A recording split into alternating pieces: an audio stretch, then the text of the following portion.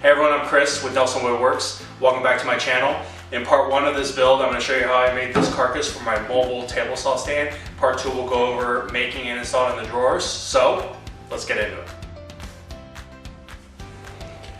I'm not working off of any plans and I am still learning how to use SketchUp. So this is just a rough drawing of what I want. I want the table saw stand at least 23 inches tall, about 24 inches deep and 20 inches wide.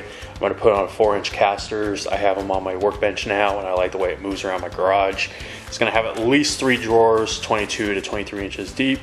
So we're just going to start cutting the plywood down and try to get as close to these measurements as we can.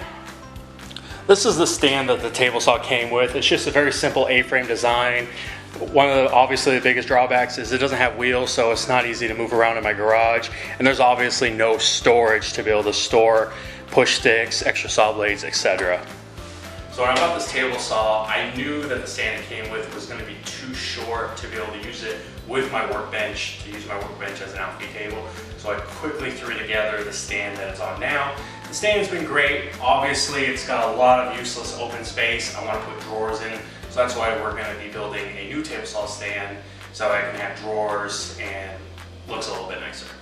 We start by grabbing foam insulation board, putting it on the ground so we can cut the plywood down to more manageable pieces so we can cut it to final size on the table saw.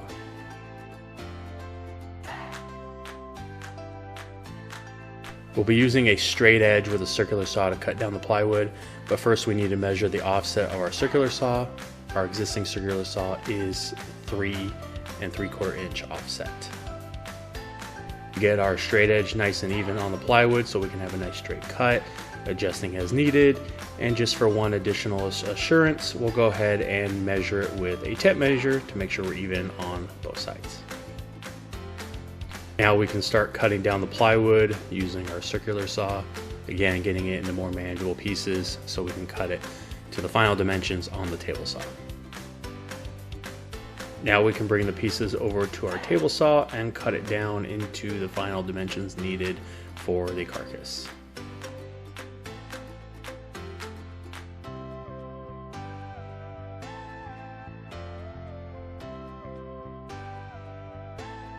And just so we don't get confused, we go ahead and label all the pieces.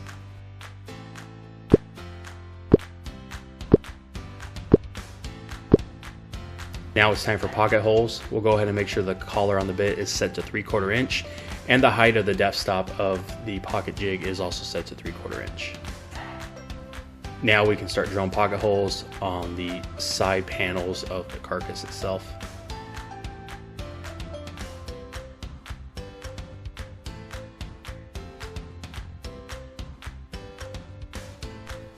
And in case you weren't sure how messy pocket holes are without dust collection. We'll be using 1 1/4 inch pocket screws, which is recommended for softwoods and plywoods. When I went to go assemble, I realized I drilled the pocket holes on the wrong side. This is just a shop project, so it's not the end of the world, but as Brad from Fix This Build That would say, mistakes were made.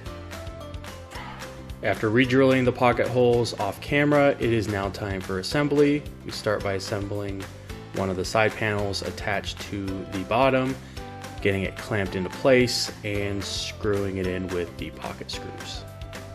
Oh hey look, the garage door's finally open. Let's let some natural daylight in. Now we can check for square, make sure everything lines up before we get the pocket holes drilled in.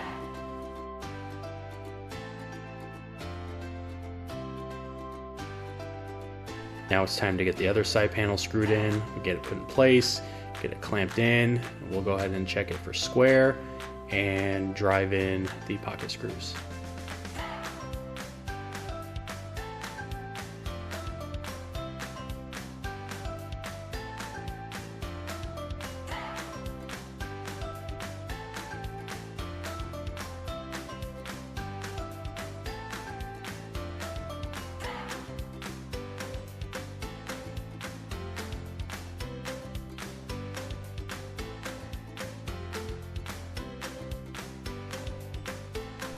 Now it's time to put the top into place. Just as before, we'll get everything lined up, check for square, and we'll go ahead and drive the pocket hole screws into place.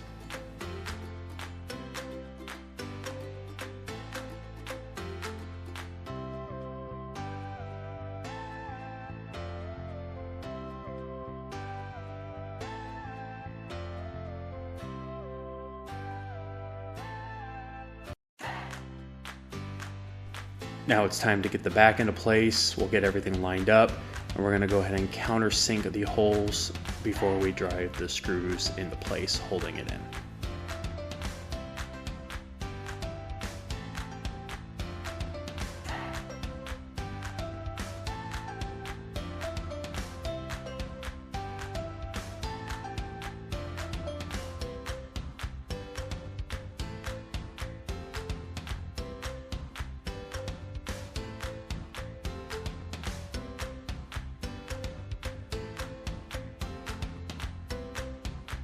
Now it's time for the casters. We'll put the casters in place, draw out our circles before pre-drilling.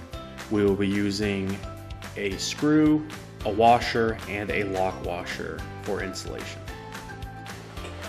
So when I put the new stand next to my outfeed / workbench, it was just about 5 inches too short, so I cut some spacer blocks out of some scrap 3/4 inch ply. I'm gonna go ahead and CA glue them onto the bottom and screw the casters into this.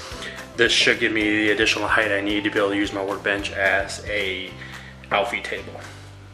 Double check measurements before you start building.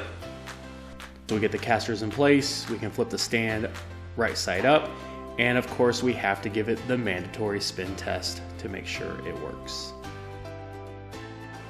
Hey everyone, I hope you enjoyed part 1 of this build.